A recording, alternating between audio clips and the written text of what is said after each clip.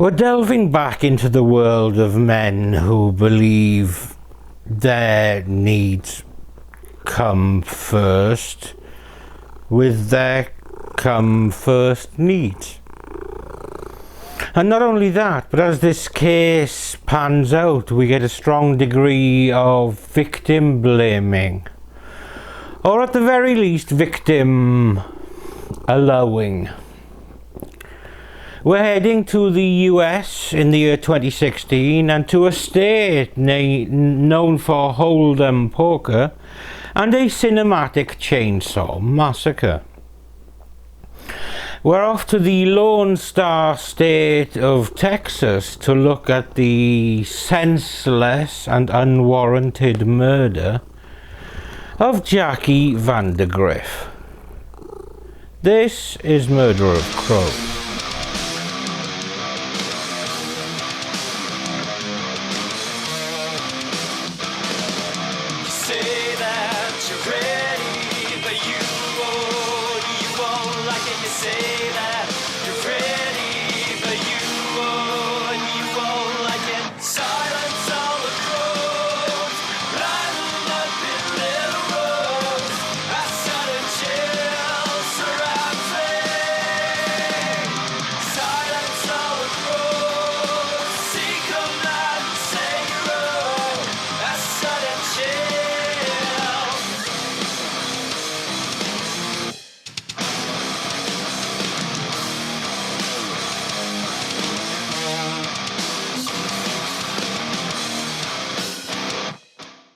In October of 1843, General Sam Houston and fellow Republic of Texas commissioners camped at Tawakaro Creek, also known as Grapevine Springs, to meet with leaders of 10 Indian nations.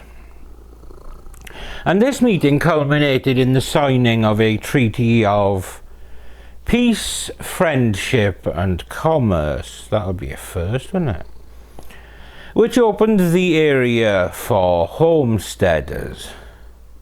And the settlement that emerged from all of this was named Grapevine, due to its location on the appropriately named Grapevine Prairie near Grapevine Springs.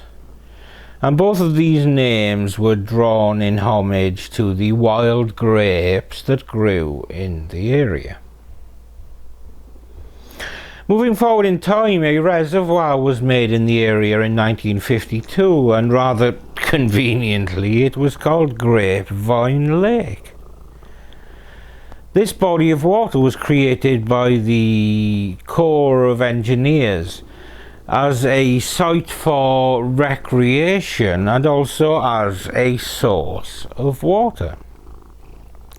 Cotton was the primary crop for Grapevine until the early 20th century, when it was overtaken by cantaloupe farms that accounted for around 25,000 acres. Today, Grapevine is a city located mainly in Tarrant County. It is just over 1,500 square miles and has a population, as reported by the 2020 census, of just over 50,000 folk, the vast majority of whom are, I imagine, very lovely people. Now, before we look at what happened and look at the victim in this case, we need to look at a man, I use the term loosely, whose name was Charles Bryant and who lived in Grapevine. Now, Grapevine is about 40 miles south of the city of Denton, which is the home to the University of North Texas, which I mention as it will become important later.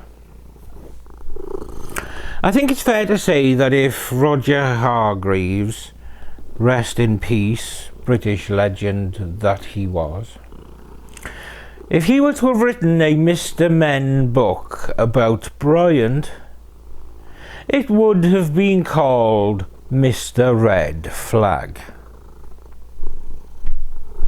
The victim in this case was a young, gorgeous woman called Jacqueline Vandagriff.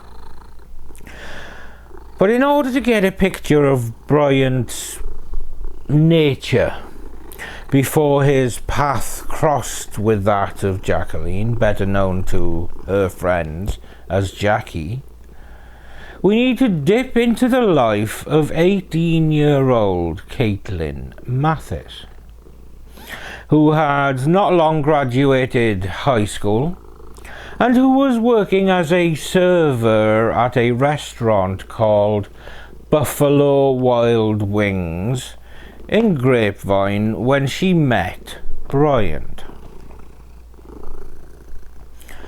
Bryant was already more than a decade older than Caitlin, with him being 29 years of age.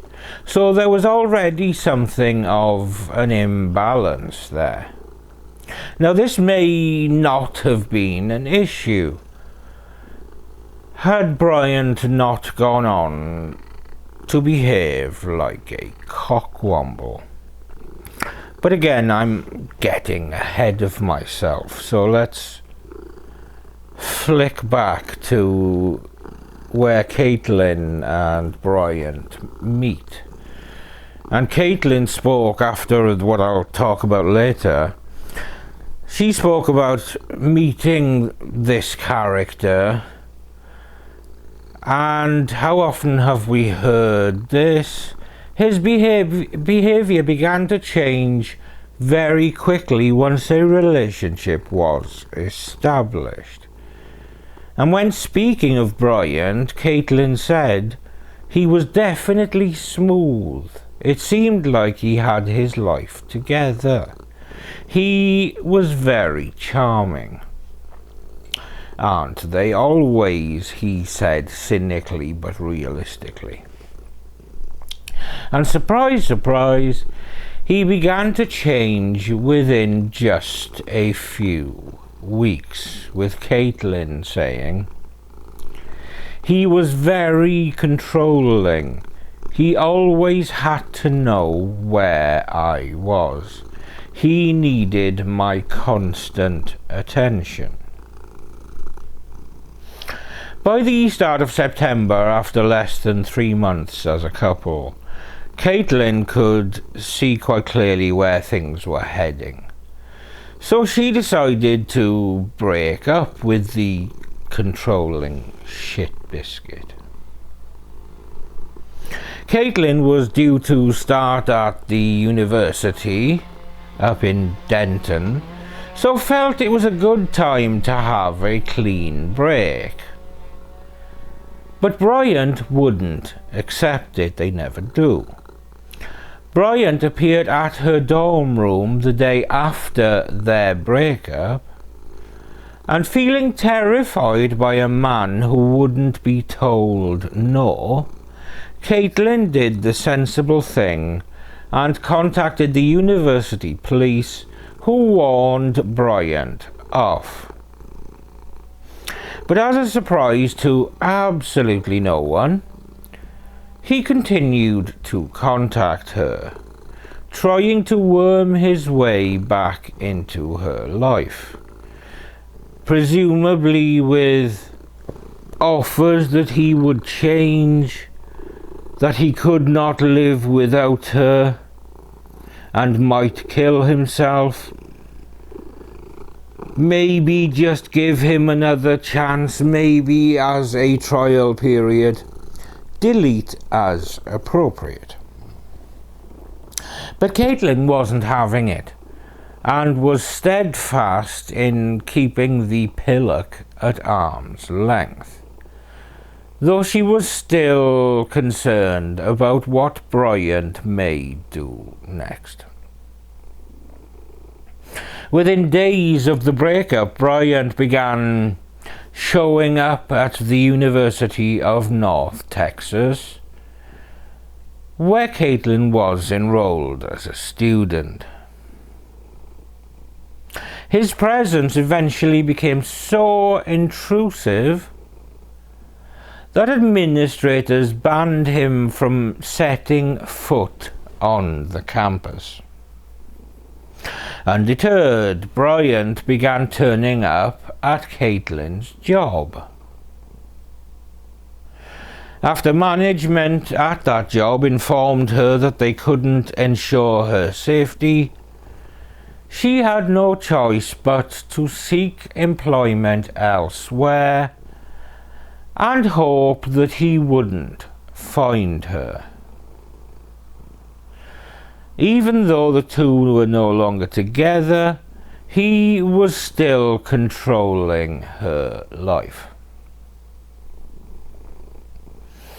When he was found on university grounds after being warned to stay away, Bryant was arrested and charged with trespassing, but it was very little deterrent as he was out on bail in a matter of hours. Realizing that he wasn't going to stop anytime soon, Caitlin had applied for and was granted a restraining order. And to their credit, the officers who had witnessed Bryant's obsessive behaviour had been on Caitlin's side from the very start. Convinced that this man was capable of anything, they were invested in keeping her from harm. But the concern about Bryant still remained in the back of Caitlin's mind. She was still worried. And in fairness, she had a good reason to be. Despite being banned from the university campus, and with a restraining order in effect, on September the 6th, which is what would have been their 3-month anniversary, Bryant once again found his way to Caitlin's dorm room.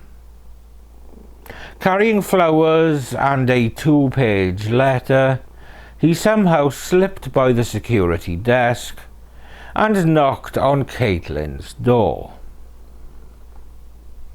When she realized it was him, she hid quietly in her room and called 911.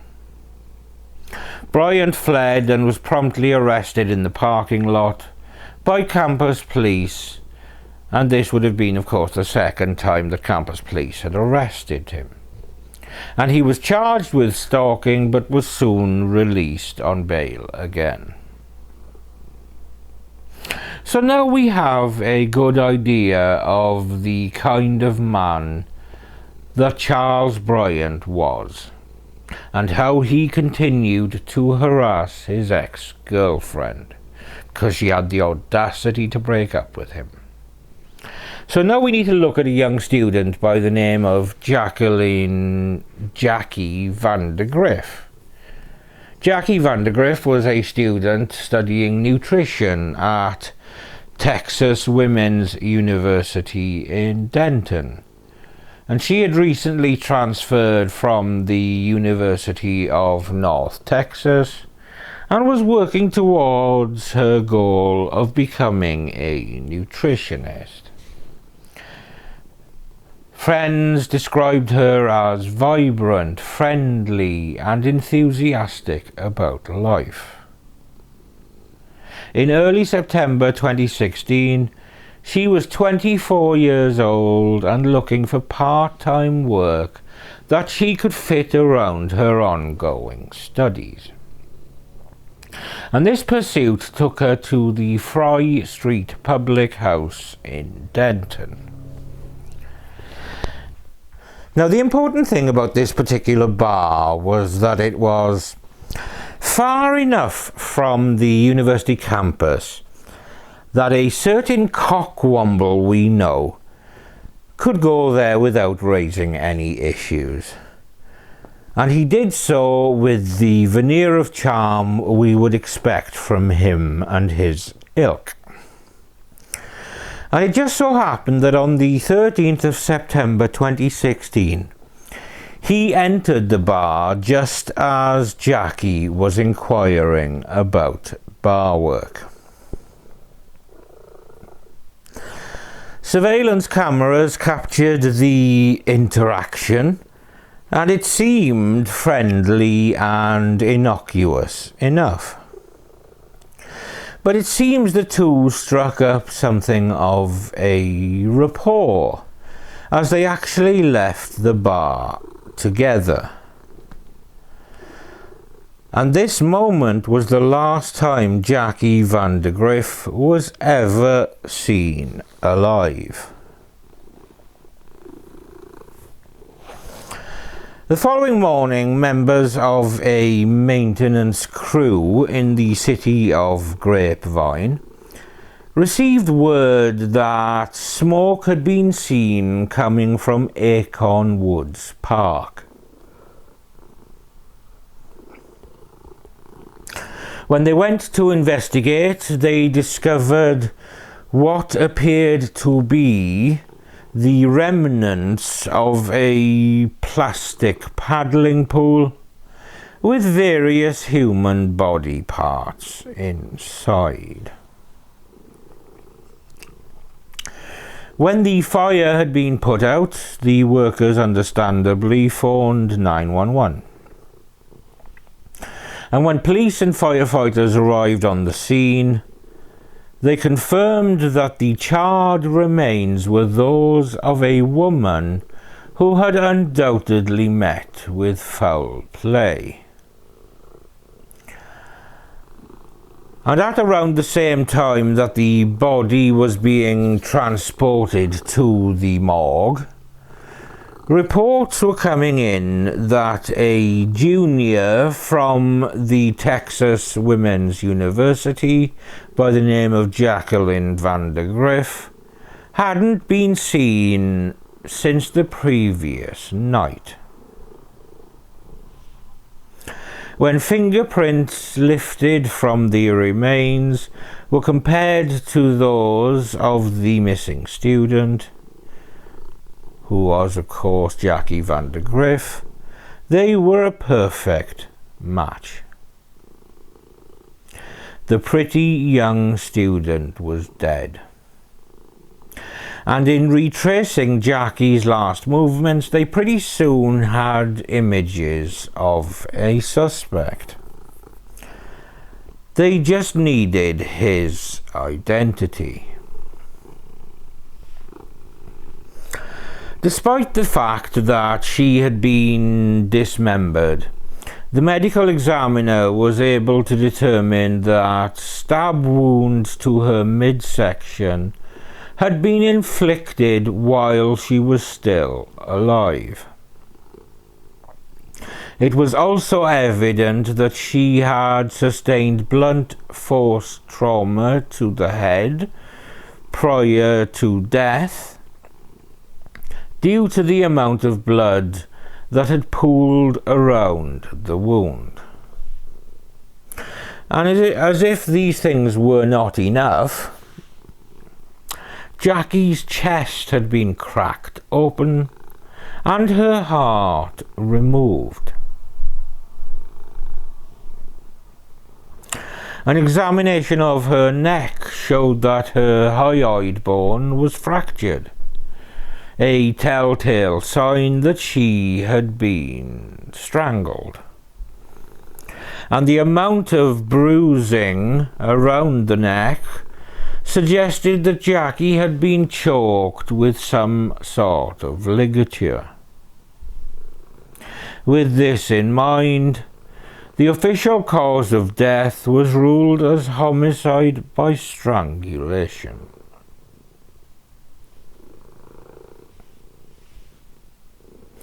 Now, when the images from the bar were released to the public in the hopes of identifying the man last seen with Jackie, Two women who had been in the Fry Street public house on the 13th of September came forward. And in a stroke of luck, one of them was able to provide investigators with the name of the man who had remained by Jackie's side on the last night of her life. After learning that this was the woman who was at the bar, was interested in physical fitness, Bryant, who was a part-time bartender and personal trainer, had given the woman his business card. So the police now had a name to go with the face.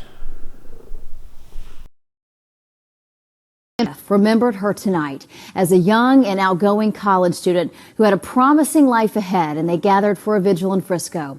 NBC5's Scott Gordon was there, and Scott, I know they asked for some distance tonight. That's exactly right, Meredith. The organizers of the vigil asked reporters to keep a distance, and we respected their wishes. But even from pretty far back, we could still see and hear the grief and emotion. One after the other, small groups of friends arrived overwhelmed with grief and armed with flowers. On September the 18th, just a few days after the murder, Charles Bryant was picked up once again for violating the restraining order that Caitlin Mathis had against him. And the complaint stemmed from his attempt to contact Caitlin on social media using fraudulent accounts. But after being picked up, his name was flagged in the police system as being a person of interest in the Jackie Vandagriff case. So while they had him in custody, detectives decided that it would be a good time to maybe have a talk with him about what had happened to Jackie. Now, in terms of narcissist police interrogations 101, here we go. Initially, he feigned ignorance, claiming that he had never met her and had no involvement in her death. Okay, move on to phase 2. After being informed that he and Jackie had been captured on security cameras on the night that she died, he walked back his denials.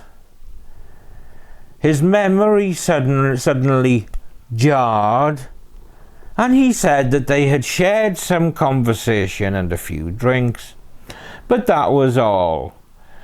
Once they walked out of the door, he had gone his way and she had gone hers.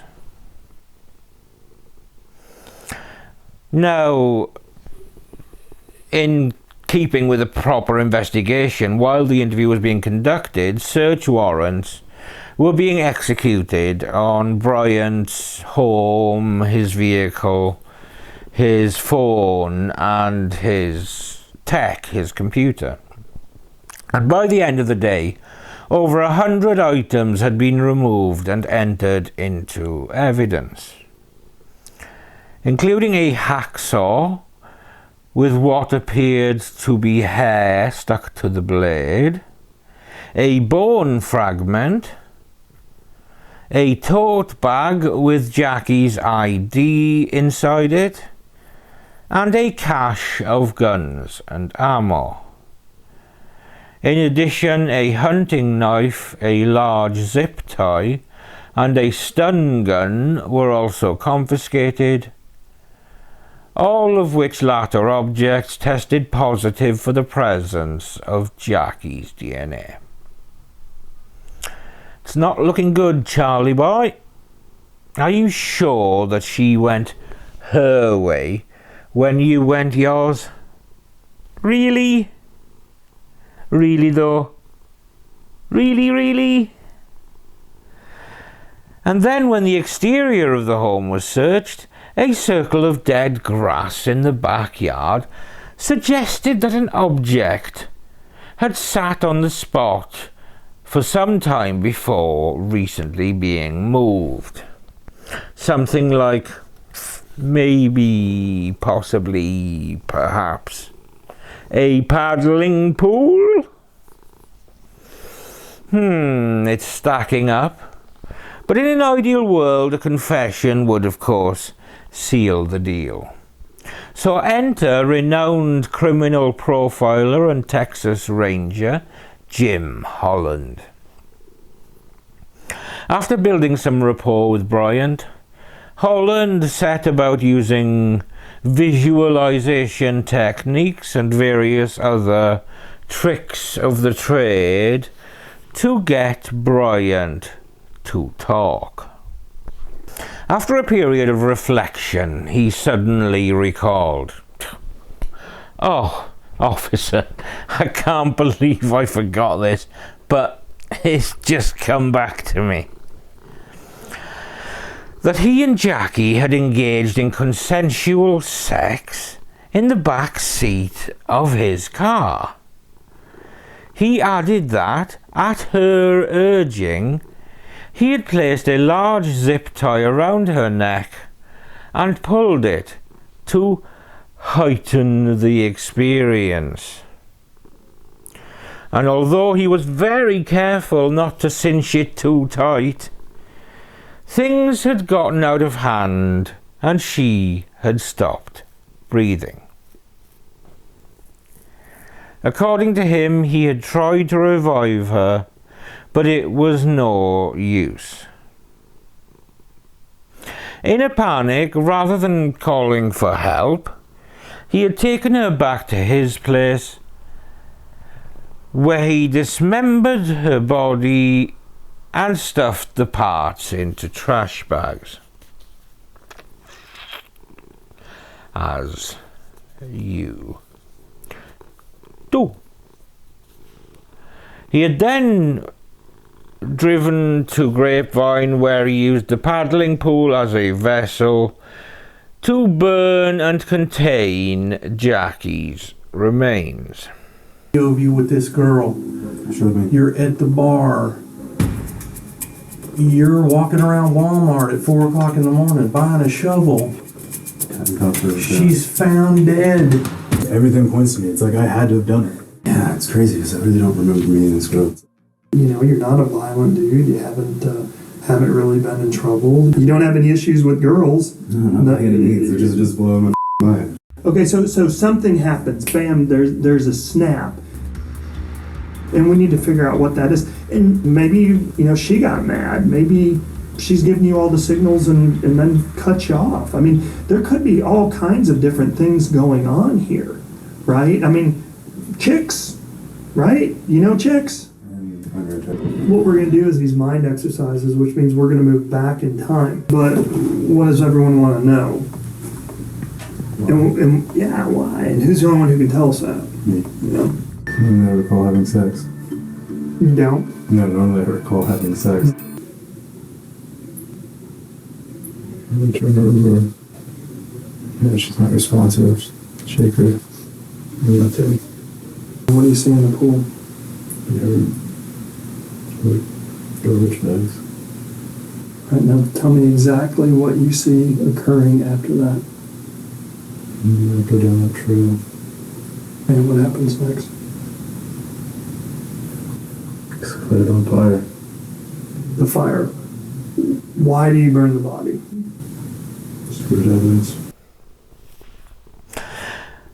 Now, Ranger Holland had listened carefully as Bryant told his very tall tale, but he took the account with a grain of salt, because he was convinced that the man sitting across from him was a serial killer in the making.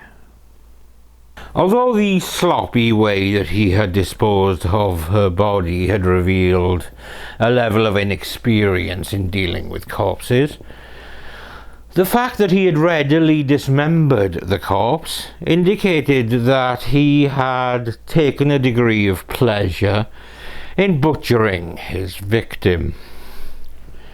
This was a man who seemed to have all the skills and drive necessary to become a dedicated killer. Confident that they had their man, detectives placed Bryant under arrest for the murder of Jackie Vandagriff. After entering a plea of not guilty, he was remanded to custody to await trial. 8 months after his murder indictment was handed down, Bryant was further indicted, this time for possession of child pornography that had been found on his cell phone during the search for evidence in Jackie's murder.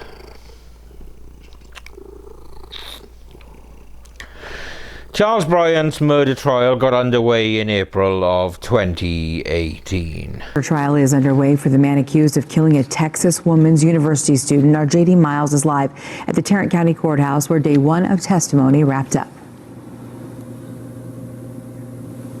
Kaylee, prosecutors here have portrayed the defendant as someone who, they haven't explained the motive yet for why he would kill Jacqueline Vandagriff, but the defense did offer its version of why the 24-year-old woman died. Attorneys for Charles Dean Bryant say Vandagriff died during consensual sexual activity, and he panicked, disposing of her body rather than calling for help. Now, an important part of this trial will be videos. There's a large TV monitor facing the jury in this courthouse. We are told the jury will see security camera video from a date or an outing the couple had 2 nights before her body was found. They were bar hopping in Denton. There's also video from the defendant's trip to a Walmart early in the morning after that outing to buy a shovel. The 24-year-old woman who was found dismembered, her body was partially burned and left in a small plastic pool that was dumped near Lake Grapevine. The officers who found her body testified today, as did the woman's father. This trial is expected to last about a week. Live in Fort Worth, J.D. Miles, CBS 11 News. After a week of listening to testimony from both sides, the jury found the defendant guilty of murder and evidence tampering. A quick verdict in the murder of TW student Jackie Vandagriff. Tarrant County jurors taking just 2 hours to find Charles Bryant guilty and even less to sentence him to life in prison. That all happening just within the last hour. Our David Goins was in the courtroom in Fort Worth and is live now with reaction. David? Hey there, Izzy. In a statement, Jackie Vandagriff's parents said this is the day they've waited more than 19 months for. However, it certainly doesn't ease any of the grief over the loss of their daughter. Her convicted killer, Charles Bryant, today in court showed no reaction when the jury convicted him of murder and then sentenced him to life in prison. Now, during closing arguments for the sentencing phase, prosecutors brought up the fact that Charles Bryant had a stalking incident with a previous girlfriend and that investigators had also discovered child pornography on his phone. 2 additional reasons they told jurors to sentence him to the max of life in prison. After the verdict was read, Vandagriff's family, who sat through days of horrific and graphic testimony surrounding her murder, shared that they are starting an endowment at TW in Denton, where Jackie went to school, to, in their words, build on her legacy of kindness and compassion. What would Jackie say if we could talk to her? We believe she would say, "Remember me. Remember my hopes and dreams for the future and my plans to get there." It was a hard case. It was hard for the state. It was hard for the defense. But I think that our system works. Bryant's attorneys added they have already appealed the decision. He also was convicted of 20 years in prison for tampering with evidence that will be served at the same time that this life sentence that the jury handed down this afternoon. Live in Tarrant County, David Goins, Channel 8 News. Thank you, David. He ultimately received a sentence of life in prison plus 20 years. He will be eligible for parole in 2048. And that was the case of the murder of Jackie Vandagriff, who was in the wrong place at the wrong time and crossed paths with a man who was angry with another young woman, with Jackie being caught in the crossfire. She was a complete innocent, and her death served absolutely no purpose. Jackie Vandagriff had dreams of completing her education and then eventually becoming a nutritionist and wellness specialist. Her desire to help others had been a driving force in her life. Unfortunately, her trusting nature and goodness had made her the perfect victim for a man consumed with misplaced rage. He was and is a cockwomble who can rot in prison until at least 2048. And in the meantime, I will dedicate this video to Jackie Vandagriff, who died for no reason, killed by a man she barely knew, for things she had no involvement in. I send love and condolences to her friends and family. Thank you for watching another episode of Murder of Crows. Please like, share and subscribe if you could, please and thank you. And with that said, I'm Steve, this fluffball is Samson, and we will see you when we see you.